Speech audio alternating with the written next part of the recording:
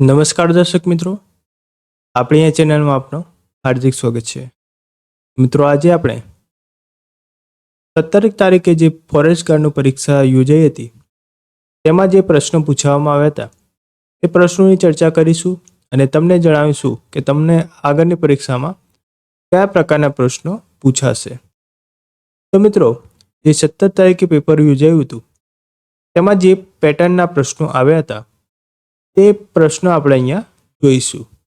તો મિત્રો, સૌ પ્રથમ તો ભારતમાં એક શેંગી ગેંડો ક્યાં જોવા મળે છે?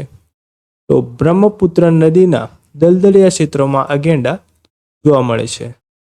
ત્યારબાદનો પ્રશ્ન હતો, બરડા અભયારણ્યમાંથી પસાર થતી નદી કઈ છે? તો બિલેશ્વરી અને જોધરી નદીઓ વહે છે.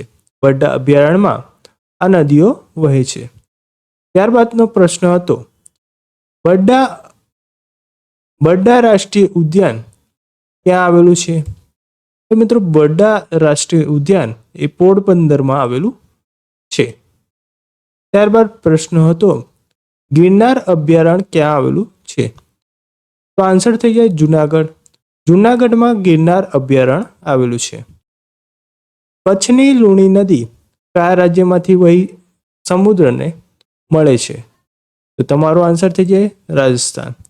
મિત્રો, આ બધા જ પ્રશ્નો 17 તારીખના પરીક્ષામાં પૂછવામાં આવ્યા હતા. તો આ મેમરી બેઝ પ્રશ્નો છે, જે મિત્રો દ્વારા જે જણાવવામાં આવે છે તે જ પ્રશ્નો આપણે અહીંયા લાવીએ છીએ. નંદાદેવી રાષ્ટ્રીય ઉદ્યાન ક્યાં આવેલું છે?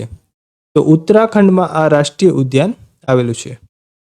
ત્યારબાદ ગુજરાત વિદ્યાપીઠની સ્થાપના કયા વર્ષમાં થઈ? તો 1920માં ગુજરાત વિદ્યાપીઠની સ્થાપના થઈ હતી. ત્યારબાદ 2023માં કયા ક્રિકેટરને અર્જુન પુરસ્કાર એનાયત કરવામાં આવ્યો? તો મોહમ્મદ શમીનું ઓપ્શનમાં નામ હતું, આપણે આન્સરમાં મોહમ્મદ શમી રાખ્યો છે. ત્યારબાદ ઇન્દુલાલ યાજ્ઞિકનો જન્મ. તો ઇન્દુલાલ યાજ્ઞિકનો જન્મ એ 22 ફેબ્રુઆરી 1892માં થયો હતો. ત્યારબાદ સંધિનો એક પ્રશ્ન હતો, તો વિષાદની સંધિ જોડવાનું હતી. તો વિષાદનું આ પ્રમાણેની સંધિ જોડાય છે, વિષાદ. ત્યારબાદ એનજીટીના અધ્યક્ષની મુદત કાર્યકાળ કેટલો હોય છે? તો મિત્રો, એનજીટીના જે પ્રશ્નો પૂછવામાં આવ્યા છે અને જે એનજીટીમાંથી પૂછાઈ ચૂક્યા છે તે પ્રશ્નોનો આપણે એક વિડીયો બનાવ્યો છે. આપણે યુટ્યુબ ચેનલમાં એ અવેલેબલ છે, એનજીટીના પ્રશ્નોની વિડીયો.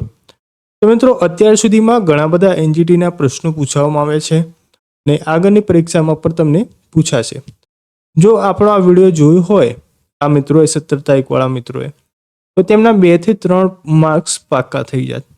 કારણ કે જે પ્રશ્નો આપણે લીધા છે તે જ પ્રશ્નો આ પરીક્ષામાં પૂછાઈ રહ્યા છે. તો એનજીટીના અધ્યક્ષની મુદત અને કાર્યકાળનો પ્રશ્ન પણ આપણે લીધો હતો અને તેનો જે આન્સર થાય છે એ 5 વર્ષ થાય છે. તેમનો કાર્યકાળ હોય છે એ 5 વર્ષનો હોય છે. આ પ્રશ્નો આપણે એ વિડીયોમાં આવ્યો છે. એકવાર એ વિડીયો જરૂરથી જોઈને જજો, તમને 2 થી 3 માર્ક્સના પ્રશ્નો તેમાંથી જોવા મળશે. ત્યારબાદ એનજીટી દ્વારા કેસ નિકાલની મહત્તમ મુદત કેટલી હોય છે? તો તમારો આન્સર થઈ જાય 6 મહિના. જો મહિનામાં આપે તો 6 મહિના થાય અને દિવસમાં આપે તો 180 દિવસ થાય. આપણે વિડીયોમાં 180 દિવસ કહેલા છે, પણ 180 દિવસ અને 6 મહિના કહી શકાય. ચોરનું વિરુદ્ધાર્થી શબ્દ શું થાય? તો ચોરનો વિરુદ્ધાર્થી એ સાહુકાર થાય. ત્યારબાદ પ્રશ્ન પૂછવામાં આવ્યો હતો કે શ્રી કૃષ્ણનું પ્રખ્યાત તીર્થધામ ક્યાં આવેલું છે? તો દ્વારકા, ડાકોર, ગોકુળ, મથુરા. ત્યારબાદ હલકો અંધકાર ઉતરે છે, અલંકાર પૂછ્યો છે. તો હલકો અંધકાર ઉતરે છે તો સજીવમાં રૂપાંતરણનું કંઈ લાગે છે, તો આપણો આન્સર થઈ જાય સજીવારોપણ.